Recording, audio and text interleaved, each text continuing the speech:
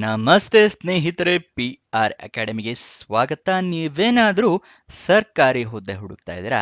ಬ್ಯಾಂಕ್ನಲ್ಲಿ ಸರ್ಕಾರಿ ಹುದ್ದೆಯನ್ನ ಕರೆದಿದ್ದಾರೆ. ತಿಂಗಳಿಗೆ 85,000 ರೂಪಾಯಿಗಿಂತ ಜಾಸ್ತಿ ಸಂಬಳ ಇರುವಂತಹ ಕೆಲಸ ಇದಾಗಿದೆ. ಇದು ಯಾವ ಕೆಲಸ ಅಂತ ತಿಳ್ಕೊಬೇಕಾ? ಹೇಗೆ ಅರ್ಜಿ ಹಾಕೋವುದು ಅಂತ ತಿಳ್ಕೊಬೇಕಾ? ನೋಟಿಫಿಕೇಶನ್ ಹೇಗೆ ಡೌನ್ಲೋಡ್ ಮಾಡ್ಕೊಳ್ಳೋದು ಅಂತ ತಿಳ್ಕೊಬೇಕಾ? ಎಲ್ಲ ಡೀಟೇಲ್ಸ್ನ ತಿಳಿಸ್ಕೊಡ್ತೀವಿ. ವಿಡಿಯೋನ ಕೊನೆ ತನಕ ನೋಡಿ. ವಿಡಿಯೋ ಶುರು ಮಾಡೋಕ್ಕೂ ಮುಂಚೆ ಇನ್ನೂ ಈ ಚಾನಲ್ ಸಬ್ಸ್ಕ್ರೈಬ್ ಆಗಿಲ್ಲ ಅಂದರೆ ಇವಾಗಲೇ ಸಬ್ಸ್ಕ್ರೈಬ್ ಮಾಡಿ. ಪ್ರತಿದಿನನೂ ಗೌರ್ಮೆಂಟ್ ಜಾಬ್ ಡೀಟೇಲ್ಸ್ನ ನಿಮಗೆ ತಲುಪಿಸ್ತೀವಿ. ಅದಕ್ಕೋಸ್ಕರ ಸಬ್ಸ್ಕ್ರೈಬ್ ಮಾಡೋದು ಮರಿಬೇಡಿ. ಮತ್ತೆ ಪಕ್ಕದಲ್ಲಿರೋ ಬೆಲ್ ಐಕನ್ ಕೂಡ ಪ್ರೆಸ್ ಮಾಡಿ. ವಿಡಿಯೋ ಅಪ್ಲೋಡ್ ಆಗಿದ ತಕ್ಷಣವೇ ನಿಮಗೆ ನೋಟಿಫಿಕೇಶನ್ ಬರುತ್ತೆ. ಆದಷ್ಟು ಬೇಗ ನೀವು ಅರ್ಜಿಯನ್ನು ಹಾಕೋಬಹುದು. ಇವಾಗ ವಿಡಿಯೋನ ಶುರು ಮಾಡೋಣ. BOB ಅಂತ ಹೇಳಿದ್ರೆ ಬಾಬ್ ಅಂದ್ರೆ ಬ್ಯಾಂಕ್ ಆಫ್ ಬರೋಡಾದವರು ಹುದ್ದೆಗಳಿಗೆ ಅರ್ಜಿಯನ್ನ ಕರೆದಿದ್ದಾರೆ. ಉದ್ಯೋಗ ಸ್ಥಳ ಅಖಿಲ ಭಾರತದಲ್ಲಿ ಖಾಲಿ ಇದೆ. 2,500 ಅಂದ್ರೆ 2,500 ಹುದ್ದೆಗಳು ಖಾಲಿ ಇದೆ. ಲೋಕಲ್ ಬ್ಯಾಂಕ್ ಆಫೀಸರ್ ಹುದ್ದೆ ಇದಾಗಿರುತ್ತೆ. ಇದಕ್ಕೆ ತಿಂಗಳಿಗೆ 48,480 ರೂಪಾಯಿಂದ ಹಿಡಿದು 85,920 ರೂಪಾಯಿಗಳ ತನಕ ಸ್ಯಾಲ್ರಿ ಇರುತ್ತೆ. ಇದಕ್ಕೆ ಎಷ್ಟೆಷ್ಟು ಹುದ್ದೆ ಯಾವ್ಯಾವ ಸ್ಟೇಟ್ನಲ್ಲಿ ಖಾಲಿ ಇದೆ ಅಂತ ತಿಳ್ಕೊಳ್ಳೋಣ. ಅಂದರೆ ಹಲವಾರು ಸ್ಟೇಟ್ನಲ್ಲಿ ಹುದ್ದೆಗಳು ಖಾಲಿ ಇದೆ. ಸೊ ಸ್ಟೇಟ್ ವೈಸ್ ವೇಕೆನ್ಸಿ ಡೀಟೇಲ್ಸ್ನ ಕೊಟ್ಟಿದ್ದಾರೆ. ಗೋವಾದಲ್ಲಿ 15 ಹುದ್ದೆ ಖಾಲಿ ಇದೆ. ಗುಜರಾತ್ನಲ್ಲಿ 1,160 ಹುದ್ದೆ ಖಾಲಿ ಇದೆ. ಜಮ್ಮು ಆ್ಯಂಡ್ ಕಾಶ್ಮೀರ್ನಲ್ಲಿ 10 ಹುದ್ದೆ ಖಾಲಿ ಇದೆ. ಕರ್ನಾಟಕದಲ್ಲಿ ಬರೋಬ್ಬರಿ 450 ಹುದ್ದೆ ಖಾಲಿ ಇದೆ. ಅದಕ್ಕೋಸ್ಕರ ಎಲ್ಲರೂ ಅರ್ಜಿಯನ್ನು ಹಾಕ್ಕೊಳ್ಳಿ.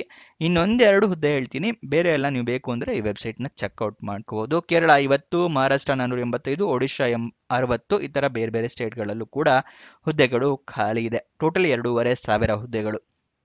ನೆಕ್ಸ್ಟ್ ನಿಮಗೆ ಅಪ್ಲಿಕೇಶನ್ ಫೀಸ್ ವಿವರ ತಿಳಿಸ್ಕೊಡ್ತೀನಿ. ಅದಕ್ಕಿಂತ ಮುಂಚೆ ಇನ್ನು ಈ ವಿಡಿಯೋಗೆ ಲೈಕ್ ಮಾಡಿಲ್ಲ ಅಂದರೆ ದಯವಿಟ್ಟು ಲೈಕ್ ಮಾಡಿ. ನೀವು ಲೈಕ್ ಮಾಡಿದಾಗ ನಮಗೂ ಕೂಡ ವಿಡಿಯೋ ಮಾಡಬೇಕು ಅಂತ ಪ್ರೋತ್ಸಾಹ ಸಿಗುತ್ತೆ. ಮತ್ತು ಈ ವಿಡಿಯೋ ಹಲವಾರು ಜನರಿಗೆ ನೀವು ಲೈಕ್ ಮಾಡಿದಾಗ ತಲುಪುತ್ತೆ. ಯೂಟ್ಯೂಬ್ ಆಲ್ಗರಿದಮ್ ತಲುಪಿಸುತ್ತೆ. ಮತ್ತು ನಿಮ್ಮ ಫ್ರೆಂಡ್ಸ್ ಅಥವಾ ರಿಲೇಟಿವ್ಸ್ ಯಾರೇ ಜಾಬ್ ಹುಡುಕ್ತಾ ಇರಲಿ ಅಂಥವ್ರಿಗೆ ಈ ವಿಡಿಯೋನ ಶೇರ್ ಮಾಡಿ. ಅವರಿಗೂ ಕೂಡ ಜಾಬ್ ಹುಡುಕೋಕ್ಕೆ ಹೆಲ್ಪ್ ಆಗುತ್ತೆ. ನೆಕ್ಸ್ಟ್ ಇದು ಯಾವ ವೆಬ್ಸೈಟ್ನಲ್ಲಿ ಜಾಬ್ ಡೀಟೇಲ್ಸ್ನ ತಿಳಿಸ್ಕೊಡ್ತಾ ಇದ್ವಿ ಅಂತ ನೋಡ್ತಾ ಇದ್ದೀರಾ? ನಮ್ಮದೇ ವೆಬ್ಸೈಟ್ ಕಣ್ರಿ, prgovernmentjobs.com ಅಂತ ಹೇಳಿ. ಅಂದರೆ prgovtjobs.com ಅಂತ ಹೇಳಿ ನಿಮಗೆ ಹೊಸ ವೆಬ್ಸೈಟ್ನ ಕ್ರಿಯೇಟ್ ಮಾಡಿದ್ದೀವಿ. ಇದರ ಲಿಂಕು ಡಿಸ್ಕ್ರಿಪ್ಷನ್ ಮತ್ತು ಕಮೆಂಟ್ ಬಾಕ್ಸ್ನಲ್ಲಿ ಕೊಟ್ಟಿದ್ವಿ. ಏನಕ್ಕೆ ವೆಬ್ಸೈಟ್ ಕ್ರಿಯೇಟ್ ಮಾಡಿದ್ದೀವಿ ಅಂದರೆ ಯೂಟ್ಯೂಬ್ನಲ್ಲಿ 2 ರಿಂದ 3 ಜಾಬ್ ಡೀಟೇಲ್ಸ್ ತಿಳಿಸ್ಕೊಡ್ಬೋದು ಪ್ರತಿದಿನಕ್ಕೆ. ಆದರೆ ವೆಬ್ಸೈಟ್ ಕ್ರಿಯೇಟ್ ಮಾಡಿದರೆ ಪ್ರತಿದಿನಕ್ಕೆ ಹಲವಾರು ಜಾಬ್ ಡೀಟೇಲ್ಸ್ನ ತಿಳಿಸ್ಕೊಡ್ಬೋದು ಅಂತೇಳಿ ಕ್ರಿಯೇಟ್ ಮಾಡಿದ್ವಿ. ಇದನ್ನ ಸದುಪಯೋಗ ಪಡಿಸ್ಕೊಳ್ಳಿ. ಅದರ ಕಮೆಂಟ್ ಬಾಕ್ಸು ಅಥವಾ ಡಿಸ್ಕ್ರಿಪ್ಷನ್ ಇಂದ ಕ್ಲಿಕ್ ಮಾಡಿದ್ರೆ ಈ ರೀತಿ ಒಂದು ಪೇಜ್ ಓಪನ್ ಆಗುತ್ತೆ ನಮ್ಮ ವೆಬ್ಸೈಟ್ದು. ಇಲ್ಲಿ ಕರ್ನಾಟಕ ಗೌರ್ಮೆಂಟ್ ಜಾಬ್ಸು, ಇಲ್ಲಿ central government 10th pass 12th pass degree jobs, ಈ ಥರ ಹಲವಾರು ಕೆಟಗರಿಯ ಜಾಬ್ಸ್ ಇದೆ. ನಿಮ್ಮ ಎಜುಕೇಷನ್ ಕ್ವಾಲಿಫಿಕೇಷನ್ಗೆ ಯಾವ್ದು ಸೂಟ್ ಆಗುತ್ತೆ ನೋಡಿ ಅದನ್ನು ಕ್ಲಿಕ್ ಮಾಡ್ಕೊಳ್ಳಿ. ಸ್ಕ್ರೋಲ್ ಡೌನ್ ಮಾಡಿದ್ರೆ ಕನ್ನಡದಲ್ಲಿ ಕೂಡ ಬಟನ್ಸ್ಗಳನ್ನ ಕೊಟ್ಟಿದ್ದೀವಿ. ಕನ್ನಡ, ಇಂಗ್ಲೀಷ್ ಯಾವ್ದ್ರಲ್ಲಿ ಬೇಕಾದರೂ ಕ್ಲಿಕ್ ಮಾಡಬಹುದು. ಸ್ಕ್ರೋಲ್ ಡೌನ್ ಮಾಡಿದ್ರೆ ಇಲ್ಲಿ Karnataka government jobs, central government 10th pass ಜಾಬ್ಸ್ನ ಲಿಸ್ಟ್ಗಳನ್ನ ಕೊಟ್ಟಿದ್ದೀವಿ. ಇಲ್ಲಿ ಎಲ್ಲ ಲಿಸ್ಟ್ನ ನೋಡ್ಕೋಬೋದು. ಇಲ್ಲಿ ಸ್ಕ್ರೋಲ್ ಡೌನ್ ಮಾಡ್ಕೊಂಡು ನೋಡ್ಕೋಬಹುದು. ಮೊಬೈಲ್ನಲ್ಲಿ ಆಗಿದ್ರು ಅಷ್ಟೇ ಇದನ್ನು ಸ್ಕ್ರೋಲ್ ಡೌನ್ ಮಾಡಿದ್ರೆ ನಿಮಗೆ ಡೀಟೇಲ್ಸ್ ಸಿಗುತ್ತೆ. ಕೆಳಗಡೆ ಮೋರ್ ಜಾಬ್ಸ್ ಅಂತಿದೆಯಲ್ಲ, ಇದನ್ನು ಕ್ಲಿಕ್ ಮಾಡಿದ್ರೆ ಇನ್ನೂ ಹಲವಾರು ಜಾಬ್ಸ್ ಓಪನ್ ಆಗುತ್ತೆ. ಕರ್ನಾಟಕ ಗೌರ್ಮೆಂಟಿಂದು, ಸೆಂಟ್ರಲ್ ಗೌರ್ಮೆಂಟ್ ಮತ್ತು 10th ಪಾಸ್ ಜಾಬ್ಸಿಂದು ಹಲವಾರು ಜಾಬ್ಸ್ ಡೀಟೇಲ್ಸ್ ಓಪನ್ ಆಗುತ್ತೆ. ಅದನ್ನು ಪಡ್ಕೊಳ್ಳಿ ಯಾವ ಜಾಬ್ ಡೀಟೇಲ್ಸ್ ಬೇಕು ಅಂತ. ಆದರೆ ನೀವು ಕೇಳ್ಬೋದು, ಈ ವೆಬ್ಸೈಟ್ನಲ್ಲಿ ಜಾಬ್ ಡೀಟೇಲ್ಸ್ ಅಪ್ಲೋಡ್ ಆಗಿದ ತಕ್ಷಣ ನಿಮಗೆ ಹೇಗೆ ಗೊತ್ತಾಗುತ್ತೆ ಅಂತ ಹೇಳಿದ್ರೆ, ನಾವು ನಿಮಗೆ ವಾಟ್ಸಪ್ ಮತ್ತು ಟೆಲಿಗ್ರಾಮ್ ಚಾನಲ್ನಿಂದ ಲಿಂಕ್ನ ಪ್ರೊವೈಡ್ ಮಾಡ್ತೀವಿ. ಸೊ ಅದನ್ನು ಫಾಲೋ ಮಾಡಿ. ಡಿಸ್ಕ್ರಿಪ್ಷನ್ನು ಮತ್ತು ಕಮೆಂಟ್ ಬಾಕ್ಸ್ನಲ್ಲಿ ಈ ಸೋಷಿಯಲ್ ಮೀಡಿಯಾ ಚಾನಲ್ಸ್ನ ಲಿಂಕ್ ಕೊಟ್ಟಿದ್ದೀನಿ ಡಿಸ್ಕ್ರಿಪ್ಷನ್ನಲ್ಲಿ. ಅಲ್ಲಿಂದ ಕ್ಲಿಕ್ ಮಾಡಿದ್ರೆ ನೀವು ಟೆಲಿಗ್ರಾಮ್ನ ಜಾಯ್ನ್ ಆಗ್ಬೋದು. ಅಲ್ಲಿಂದನೇ ಕ್ಲಿಕ್ ಮಾಡಿ ವಾಟ್ಸಪ್ ಚಾನಲ್ನ ಕೂಡ ಜಾಯ್ನ್ ಆಗ್ಬೋದು. ಪ್ರತಿದಿನ ಜಾಬ್ ಡೀಟೇಲ್ಸ್ ಅಪ್ಲೋಡ್ ಆಗಿದ ತಕ್ಷಣ ಈ ಜಾಬ್ ಡೀಟೇಲ್ಸ್ ಅಪ್ಲೋಡ್ ಆಗಿದೆ, ಇದರ ಲಿಂಕ್ ಅಂತ ಹೇಳಿ ನಿಮಗೆ ಪ್ರೊವೈಡ್ ಮಾಡ್ತೀವಿ. ಮತ್ತು ಕೊನೆ ದಿನಾಂಕ ಹತ್ತಿರ ಬರ್ತಿದ್ದಾಗೆ ಈ ಜಾಬ್ಸ್ ಕೊನೆಗೊಳ್ತಾ ಇದೆ ಅಂತ ಹೇಳಿ ಅದರ ಲಿಂಕ್ ಕೊಡ್ತೀವಿ. ನೀವು ಆದಷ್ಟು ಬೇಗ ಅರ್ಜಿಯನ್ನು ಹಾಕೊಳ್ಳೋಕ್ಕೆ ಹೆಲ್ಪ್ ಆಗುತ್ತೆ. ವಾಟ್ಸಪ್ ಮತ್ತು ಟೆಲಿಗ್ರಾಮ್ನ ಜಾಯ್ನ್ ಜಾಯ್ನ್ ಆಗೋದು ಮರಿಬೇಡಿ. ಅಪ್ಲಿಕೇಶನ್ ಫೀಸ್ ವಿವರ ತಿಳ್ಕೊಳ್ಳೋಣ. SC/ST ಕ್ಯಾಂಡಿಡೇಟ್ಸ್ಗಳಿಗೆ PWD ಅಂದರೆ ಪರ್ಸನ್ ವಿತ್ ಡಿಸೇಬಿಲಿಟಿ ಕ್ಯಾಂಡಿಡೇಟ್ಸ್ ಅಂದರೆ ಅಂಗವಿಕಲ ಕ್ಯಾಂಡಿಡೇಟ್ಸ್ಗಳಿಗೆ, ಮತ್ತು ಎಕ್ಸ್ ಸರ್ವಿಸ್ ಮೆನ್ ಅಂದರೆ ರಿಟೈರ್ಡ್ ಸರ್ವಿಸ್ ಮೆನ್ ಆರ್ಮಿ ಮೆನ್ಗಳಿಗೆ, ಮತ್ತು ವುಮೆನ್ ಕ್ಯಾಂಡಿಡೇಟ್ಸ್ಗಳಿಗೆ, ಇಷ್ಟು ಕ್ಯಾಂಡಿಡೇಟ್ಸ್ಗಳಿಗೆ ಅಪ್ಲಿಕೇಶನ್ ಫೀಸ್ 175 ರೂಪಾಯಿಗಳಿರುತ್ತೆ. ಮತ್ತೆ ಜನರಲ್ ಕ್ಯಾಟಗರಿ ಅವರಿಗೆ EWS ಅಂದರೆ ಎಕನಾಮಿಕ್ ವೀಕರ್ ಸೆಕ್ಷನ್ ಕ್ಯಾಟಗರಿ ಅವರಿಗೆ ಮತ್ತೆ OBC ಕ್ಯಾಟಗರಿ ಅವರಿಗೆ 850 ರೂಪಾಯಿ ಅಪ್ಲಿಕೇಶನ್ ಫೀಸ್ ಇರುತ್ತೆ. ಅಪ್ಲಿಕೇಶನ್ ಫೀಸ್ನ ನೀವು ಆನ್ಲೈನ್ ಮುಖಾಂತರ ಪೇ ಮಾಡಬೇಕು, ಆಫ್ಲೈನ್ ಮುಖಾಂತರ ಪೇ ಮಾಡೋಕೆ ಅವಕಾಶ ಕೊಟ್ಟಿರೋದಿಲ್ಲ. ಅಪ್ಲಿಕೇಶನ್ ಫೀಸ್ ಆಯಿತು. ಆದರೆ ಇದೆಲ್ಲ ನೀವು ಸಡಿಲಿಕೆಯನ್ನು ಪಡ್ಕೋಬೇಕು ಅಂದರೆ ಕ್ಯಾಟಗರಿಯ ಪ್ರಕಾರ ನೀವು ಅಪ್ಲಿಕೇಶನ್ ಫೀಸ್ನ ಪೇ ಮಾಡಬೇಕು ಅಂದರೆ ನಿಮ್ಮ ಹತ್ರ SC/ST ಕ್ಯಾಟಗರಿ ಅವರಾಗಿದ್ದರೆ ನಿಮ್ಮ ಹತ್ರ ಕ್ಯಾಸ್ಟ್ ಸರ್ಟಿಫಿಕೇಟ್ ಇರಬೇಕಾಗುತ್ತೆ. PWD ಕ್ಯಾಟಗರಿ ಅವರಾಗಿದ್ದರೆ ಅಂಗವಿಕಲತೆಯ ಪ್ರಮಾಣ ಪತ್ರ ಇರಬೇಕಾಗುತ್ತೆ.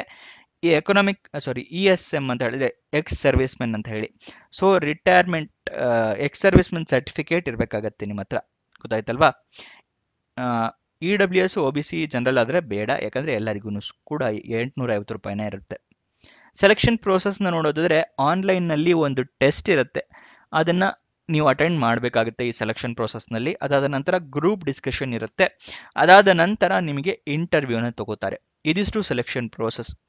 ನೆಕ್ಸ್ಟ್ ನೀವು ಅರ್ಜಿಯನ್ನು ಹೇಗೆ ಹಾಕ್ಕೊಳ್ಬೇಕು ಅಂತ ಹೇಳಿದ್ರೆ ಆನ್ಲೈನ್ ಮೂಲಕ ಅರ್ಜಿಯನ್ನು ಹಾಕ್ಕೋಬೇಕು. ಆನ್ಲೈನ್ನಲ್ಲಿ ಅಪ್ಲಿಕೇಶನ್ ಹಾಕೋಕ್ಕೂ ಮುಂಚೆ ನೋಟಿಫಿಕೇಶನ್ನ ಸಂಪೂರ್ಣವಾಗಿ ಓದ್ಕೊಳ್ಳಿ, ಏನೇನು ಎಲಿಜಿಬಿಲಿಟಿ ಕ್ರೈಟೀರಿಯಾಗಳಿದೆ ಅಂತ ತಿಳ್ಕೊಂಡ ನಂತರ ಅರ್ಜಿಯನ್ನು ಹಾಕ್ಕೊಳ್ಳಿ, ಇಲ್ಲ ಅಪ್ಲಿಕೇಶನ್ ರಿಜೆಕ್ಟ್ ಆಗೋ ಚಾನ್ಸಸ್ ಜಾಸ್ತಿ ಇರುತ್ತೆ. ಈ ಅಪ್ಲಿಕೇಶನ್ ಫಾರಮು ನೋಟಿಫಿಕೇಶನ್ ಎರಡೂ ಡೌನ್ಲೋಡ್ ಮಾಡ್ಕೊಳ್ಳೋದು ಕೂಡ ತಿಳಿಸ್ಕೊಡ್ತೀನಿ. ನೀವು ಆನ್ಲೈನ್ ಅಪ್ಲಿಕೇಶನ್ನಲ್ಲಿ ಇಮೇಲ್ ID ಮೊಬೈಲ್ ನಂಬರ್ನ ಕರೆಕ್ಟಾಗಿ ಮೆನ್ಷನ್ ಮಾಡಿ. ನಿಮಗೇನಾದರೂ ಜಾಬ್ ಸಿಕ್ಕಿದ್ರೆ ಇಮೇಲ್ ಅಥವಾ SMS ಮುಖಾಂತರ ಅವರು ಕಮ್ಯುನಿಕೇಟ್ ಮಾಡ್ತಾರೆ, ಅದಕ್ಕೋಸ್ಕರ. ನೆಕ್ಸ್ಟ್ ಆನ್ಲೈನ್ ಅಪ್ಲಿಕೇಶನ್ ಹಾಕೋಕ್ಕೂ ಮುಂಚೆ ಡಾಕ್ಯುಮೆಂಟ್ಸ್ನೆಲ್ಲ ರೆಡಿ ಇಟ್ಕೊಂಡಿರಿ ಮುಂಚೆನೆ.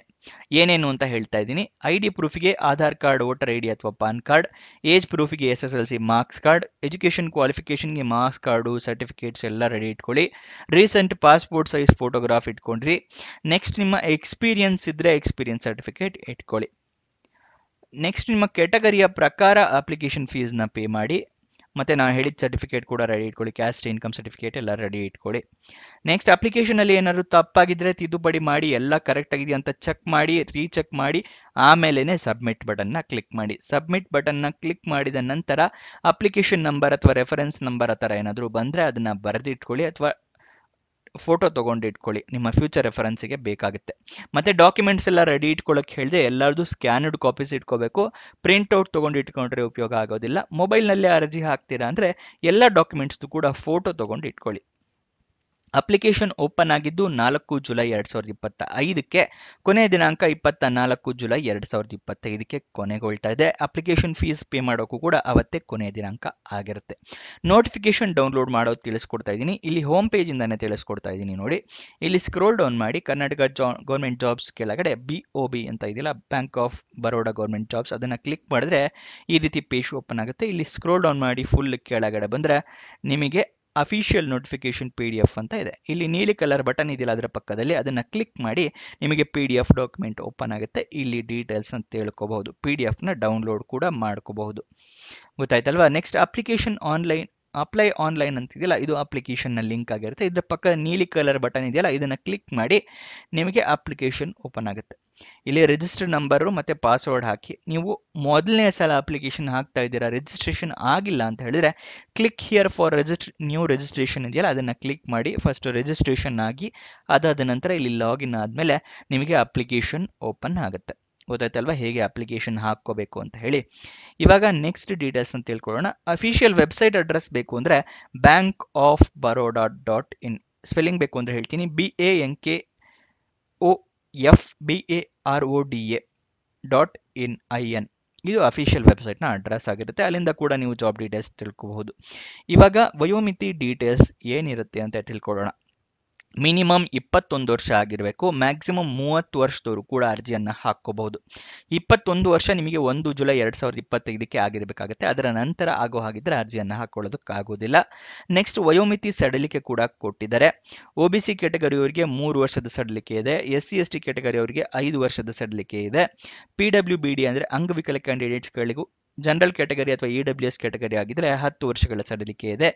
ಅಂಗವಿಕಲ ಕ್ಯಾಂಡಿಡೇಟ್ಸ್ಗಳು OBC ಕ್ಯಾಟಗರಿ ಆಗಿದ್ರೆ 13 ವರ್ಷ ಸಡಿಲಿಕೆ, SC/ST ಕ್ಯಾಟಗರಿ ಆಗಿದ್ರೆ 15 ವರ್ಷಗಳ ಸಡಿಲಿಕೆಯನ್ನು ಕೊಟ್ಟಿದ್ದಾರೆ. ಟೋಟಲ್ 45 ವರ್ಷದವರ ತನಕನೂ PWD SC/ST ಕ್ಯಾಂಡಿಡೇಟ್ಸ್ ಅರ್ಜಿ ಹಾಕೋಬಹುದು. ಎಜುಕೇಷನ್ ಕ್ವಾಲಿಫಿಕೇಶನ್ ವಿವರ ತಿಳ್ಕೊಳ್ಳೋದಾದ್ರೆ ಗ್ರಾಜ್ಯುಯೇಷನ್ ಆಗಿರೋರು ಅರ್ಜಿಯನ್ನ ಹಾಕೋಬಹುದು. ಆದರೆ ಎಜುಕೇಷನ್ ನೀವು ರೆಕಗ್ನೈಸ್ಡ್ ಬೋರ್ಡ್ ಅಥವಾ ರೆಕಗ್ನೈಸ್ಡ್ ಯೂನಿವರ್ಸಿಟಿಯಿಂದಾನೇ ನೀವು ಕಂಪ್ಲೀಟ್ ಮಾಡಿರಬೇಕು. ಗೊತ್ತಾಯ್ತಲ್ವಾ? ನಿಮಗೆ ಡಿಸ್ಕ್ರಿಪ್ಷನ್ ಮತ್ತೆ ಕಮೆಂಟ್ ಬಾಕ್ಸ್ನಲ್ಲಿ prgovernmentjobs.com ನ ಲಿಂಕ್ ಕೂಡ ಕೊಟ್ಟಿದ್ದೀನಿ. ಬ್ಯಾಂಕ್ ಆಫ್ ಬರೋಡಾ ರಿಕ್ರೂಟ್ಮೆಂಟ್ನ ಲಿಂಕ್ ಕೂಡ ಕೊಟ್ಟಿದ್ದೀನಿ. ಎರಡು ಲಿಂಕ್ನ ಕೊಟ್ಟಿದ್ದೀನಿ. ಬ್ಯಾಂಕ್ ಆಫ್ ಬರೋಡಾ ಲಿಂಕ್ನ ಓಪನ್ ಮಾಡಿದ್ರೆ ಇದೇ ಪೇಜ್ ಡೈರೆಕ್ಟ್ ಆಗಿ ಓಪನ್ ಆಗುತ್ತೆ. ಅದನ್ನು ಸದುಪಯೋಗ ಪಡಿಸ್ಕೊಳ್ಳಿ. ಮತ್ತೆ ಇನ್ನೊಂದು ಜಾಬ್ ವಿಡಿಯೋ ಜೊತೆ ಸಿಗೋಣ. ಬಾಯ್ ಬಾಯ್.